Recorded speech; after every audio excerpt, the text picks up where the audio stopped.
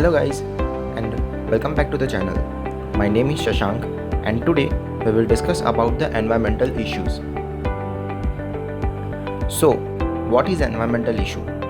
Environmental issues are harmful effects of human activity on the biophysical environment. So, to overcome that problem, environment protection is practiced. Environmental protection is a practice of protecting the natural environment on the individual, organizational, or governmental levels for the benefit of the both environment and humans. Now, what is environment?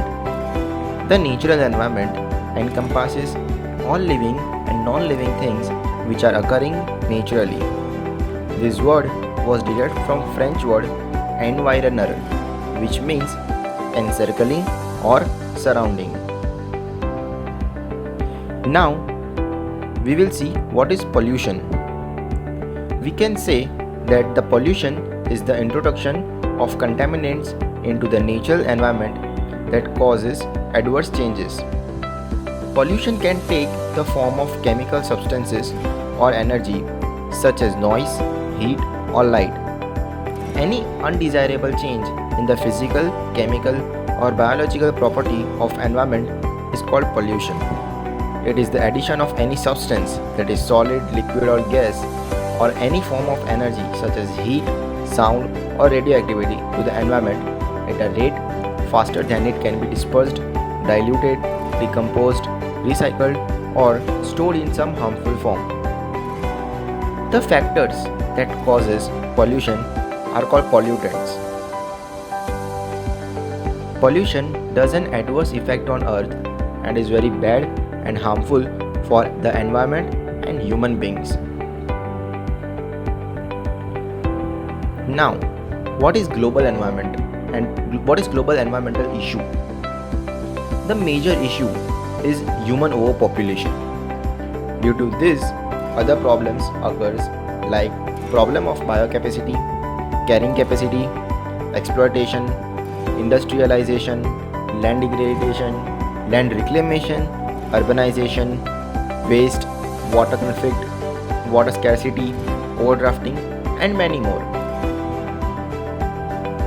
Environmental issues relate to the anthropogenic effects on the natural environment, which are loosely divided into causes, effects, and mitigation, noting that effects are interconnected and can cause new effects. Environmental issues are interconnected. That means one issue accelerates the other. Example, water pollution accelerates the rate of air pollution, which causes global warming. Now, we will discuss about the types of pollution. Here we can see the types of pollution are as follow. First of all, air pollution, which occurs when the harmful substances enters the air and pollute it. Then, water pollution, which is a pollution of water and water bodies and aquatic life and environment. Then, soil pollution, which means the pollution of soil and its quality. Then, radioactive pollution, which means the physical pollution of living organisms and their environment as a result of release of radioactive substances into the environment during nuclear explosions and other activity with radiation. Then, what is noise pollution? It means that the regular exposure to elevated sound levels that may lead to adverse effects in humans or other living organisms. Then, thermal pollution, the degradation of water quality by any process that changes ambient water temperature. Then, light pollution. Light pollution is excessive, misdirected, or obtrusive artificial light, which is usually outdoor lights. As we know that the pollution occurs due to the pollutants, so now we will see the types of pollutants. First of all, we will see the primary pollutants. It includes addition of DDT, carbon monoxide, then incomplete burnt hydrocarbon, that is 3,4-benzopyrene benzene, then ethylene, and many more. Now, Secondary pollutants. By adding chemical reaction like London fog, PAN, that is peroxyl nitrates, peroxyl nitrates, then photochemical fog, then sulfur dioxide and ozone. Then we have massive pollutants like carbon dioxide and nitrous oxide. Then we have qualitative pollutants which are not present in natural environment but addition by human activity like fungicides, pesticides and DDT. Then we have natural pollutants like forest fire and methane, that is gobar gas. Methane is obtained from gobar gas. Now we will discuss the air pollution in detail.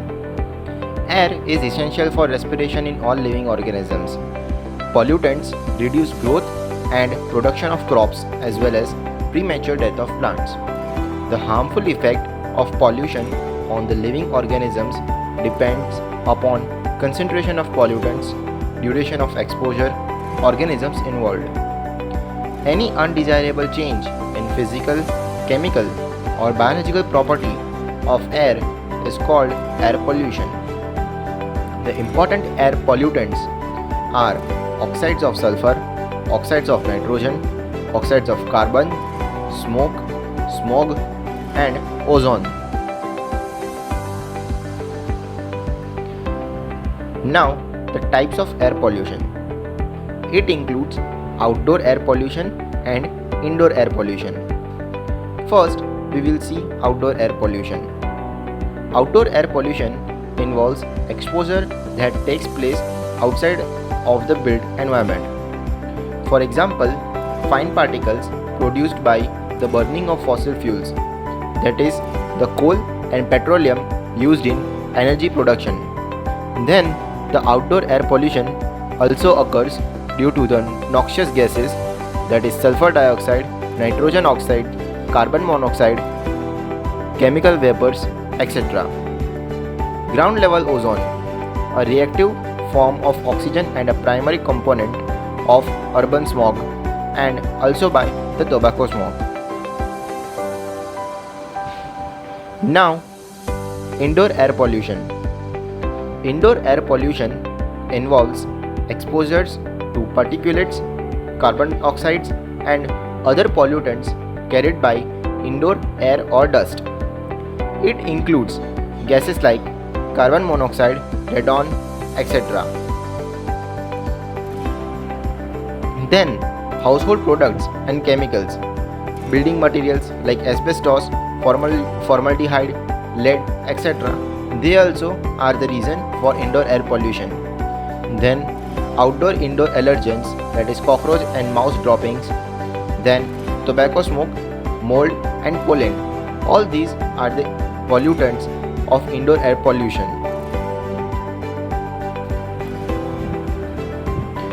Now, what are the causes of air pollution? First, burning of fossil fuels. Vehicle emissions are another source of fossil fuel emissions, which invariably leads to air pollution. Cars, heavy-duty trucks, shipping vessels, trains, and aeroplanes all burn lots of fossil fuels to work. Emissions from automobile engines hold both primary and secondary pollutants. This is a major cause of pollution and one that is very difficult to deal with, as transportation is a major industry in itself. Then, agricultural activities. Agricultural air pollution comes mainly in the form of ammonia, which enters the air as a gas from heavily fertilized fields and livestock waste. It blows in over cities, reacts with emissions of oxides of nitrogen and sulfur from traffic and industry, and leads to the formation of so-called secondary particles, and in this way it leads to air pollution. Then, industrial pollution. The main industrial processes that emit pollutants are combustion of fuels such as fuel oil, gas oil and natural gas, and production processes that do not involve combustion but emit air pollutants. Then it also includes man-made activities and mining activities, which also does much air pollution. Now we will see the effects of air pollution. Oxides of sulfur and nitrogen causes chlorosis and defoliation of leaves in plant. Then acid rain. When air pollution, specifically sulfur oxides and nitrogen oxides, are released into sky through fossil fuel burning, it creates the phenomenon known as acid rain. Water, which is high in the atmosphere, combines with these chemicals and becomes acidic in nature. It then scatters the ground, disguised as normal rainfall. Acid rain has been known to cause harm to humans and animals alike, and even damage crops. Another example is Taj Mahal. Taj Mahal of Agra is affected by SO2 and it is released by oil refinery in Mathura. Then global warming. Air pollution directly accelerates the rate at which global warming happens by depleting the ozone layer. Global warming refers to the increased temperature of Earth continues to experience. These high temperatures lead to the melting of polar ice caps and icebergs, which elevates sea levels and creates concern for human race. Then, the ozone layer depletion. The release of chlorofluorocarbons, halogens, hydrochlorofluorocarbons in the atmosphere is the major cause of depletion of ozone layer. The depleting ozone layer does not prevent the harmful ultraviolet rays coming from the sun and causes skin diseases and eye problems among individuals. Control of air pollution.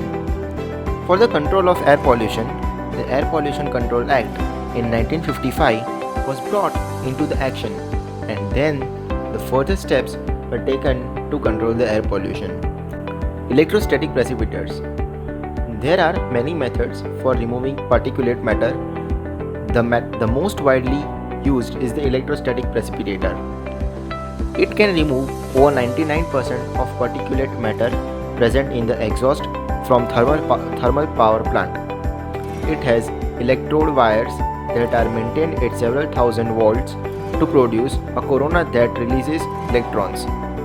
These electrons attach to dust particles, giving them a net negative charge. The collecting plates are grounded and attract the charged dust particles to that clean air can pass through electrostatic precipitators. Scrubbers.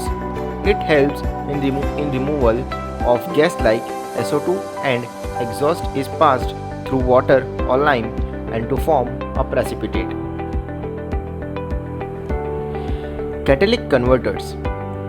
Catalytic converters contain platinum, palladium and rhodium as the catalyst. They are fitted into automobiles for reducing emission of poisonous gases. As the exhaust passes through the catalytic converter, unburnt hydrocarbons are converted into carbon dioxide and water and carbon monoxide, and nitric acid are changed to carbon dioxide and nitrogen gas. The vehicles fitted with catalytic converter should use unleaded petrol because lead in the petrol inactivates the catalyst. Then the government also laid down the auto fuel policy. The government of India laid out a roadmap to cut down the vehicular air policy in many cities of India. Other methods are like source correction, collection of pollutants, cooling and dispersion, etc. Now we will discuss in detail about water pollution.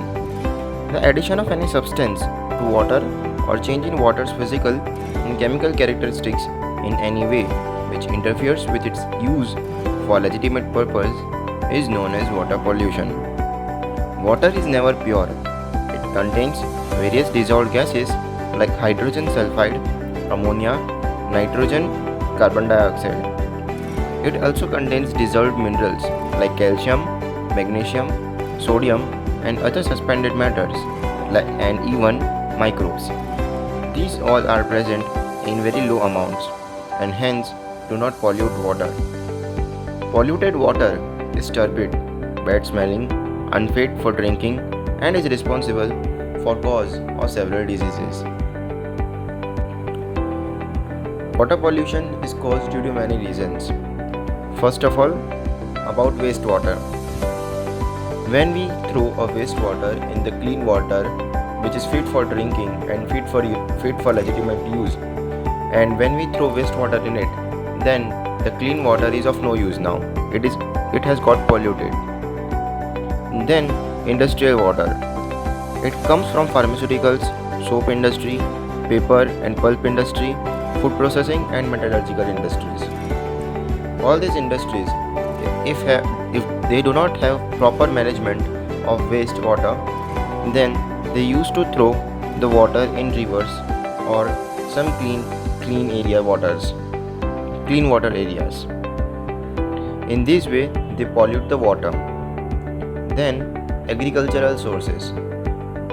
The use of pesticides, fungicides, and fertilizers damage the water, damage the clean water, and pollute it. And then, from the power plants and from the underground water pollution, and also from the marine pollution. All this leads to water pollution and does not make it used for legitimate purpose. Then, four chief reasons which are the main causes of water pollution are geometric increase in the pollution, rapid urbanization, industrialization, and agricultural development. Then, types of water pollution. Pollutants. First of all, chemical pollutants. It includes inorganic and organic. Inorganic pollutants are acid, alkalis, and salts. Organic pollutants include biodegradable and non-biodegradable. Then, physical pollutants, biological pollutants, and physiological pollutants. Then, effects of water pollution on human body. First of all, mercury poisoning. Minamata diseases occurs due to marine fishery products and brain abnormality. Then, cadmium, it causes of itai, that is ouch diseases in Japan. This is characterized by bone softening. Then, nitrate, blue baby syndrome due to methanoglobinemia. Then, fluoride, skeletal fluorosis due to fluoride ion. The nutrient, that is algal bloom. And then, effects of water pollution on biodiversity. The sewage waste directly released to water source stimulates the increase of pathogenic microbes. It causes waterborne diseases. The nutrition enrichment in water results eutrophication and algal bloom. It increases the BOD. BOD is a biological oxygen demand. The pesticides enters the water resources leads to biomagnification. Industrial waste having heavy metals and chemical releases to water destroys the aquatic organisms. The mercury that enters the human beings through food chain causes Minamata diseases. Then, what is BOD, or we can say biological oxygen demand? It is the amount of oxygen required for microbial breakdown of biodegradable organic matter is called BOD. BOD is higher in polluted water and lesser in drinking water. Then, what is algal bloom? Excessive growth of planktonic algae on water body surface. It causes fish mortality and pollutes water. Then, prevention of water pollution. Conserve water by turning off the tap when running water is not necessary. This helps prevent water shortages and reduces the amount of contaminated water that needs treatment. Be careful about what you throw down your sink or toilet. Don't throw paints, oils, or other forms of litter down the drain. Use environmentally household products such as washing powder, household cleaning agents, and toiletries. Take great care not to overuse pesticides and fertilizers. This will prevent runoffs of the material into nearby water sources. By having more plants in your garden, you are preventing fertilizer, pesticides, and contaminated water from running off into nearby water sources. Don't throw litter into rivers, lakes, or oceans. Help clean any litter you see on beaches or in rivers and lakes. Make sure it is safe to collect the litter and put it in a nearby dustbin. Now, the control of water pollution. First of all, use water purifiers to keep the water clean. Then, use the proper disinfectants. Disinfectants are the substances which are applied to biotic or abiotic surfaces such as directly on skin, in bathrooms, kitchens, or in production facilities, but may also be added to, for example, drinking water or swimming pool water. There are two kinds of disinfectants. First, there is primary disinfectants. This kind of disinfectants achieves the desired level of microorganism kill or inactivation. Then, secondary. This kind of disinfectants not only achieves the desired level of disinfection but maintains a residual disinfectant concentration in the finished water that prevents the regrowth of microorganisms. This all helps in keeping the clean water and decreases the water pollution. Now we will discuss about soil pollution. The addition of any substance to soil or change in soil's physical and chemical characteristics in any way which interferes with its use for legitimate purpose is known as soil pollution. Soils are natural bodies, porous in nature, consisting of inorganic and organic matter. They are formed by atmospheric and biological influences on the Earth's crust. These earthen bodies also reflect the integrated effects of those interactions occurred at the Earth's surface. The topography of the landscape with the passage of time keeps on changing with these effects. Soils are formed by various geological processes leads the formation of soil through the interaction of various factors like geological, climatic and biotic. And hence soil forming process considered to be very slow normally takes thousands of years to form. For all living beings, soil is fundamental source of life. Soil pollution. There are many different ways which causes the soil pollution. That is landfill seepage, release of industrial waste into soil, leakage of contaminated water into the soil, parting of underground storage tanks, excess use of pesticides, herbicides or fertilizers, discharge of solid waste. Now we will see causes of soil pollution in detail. Agricultural sources. Agricultural practices devote to soil pollution profoundly. Although fertilizers enhanced crop yield, but they greatly cause pollution and affect soil quality. The massive application of nitrogenous and phosphate fertilizers induce acidifying effects to soil. There are various processes which decide the fate of fertilizers in the soil. There are plant and animal uptake, adsorption, exchange in the soil, leaching or infiltration of groundwater, gaseous losses to the atmosphere and surface loss in the solid form by runoff and erosion. Industrial sources. Improper waste disposal contaminates the soil due to addition of harmful and unwanted chemicals, thus affecting plants and animal species. These chemicals are also found to contaminate local water streams. About 90% of oil pollution is caused, that soil pollution is caused by industrial waste products. Toxic fumes that arise from regulated landfills contain chemicals that return back to earth as acid rain and damage the soil profile. Urban activities as a source of soil pollution can be human activities have direct as well as indirect impacts on soil quality. Improper drainage and increased runoff contaminates the nearby land areas or streams. Improper solid and liquid waste disposal deposits a number of chemicals and pollutants onto the soil which further seep into groundwater and contaminate the local water stream.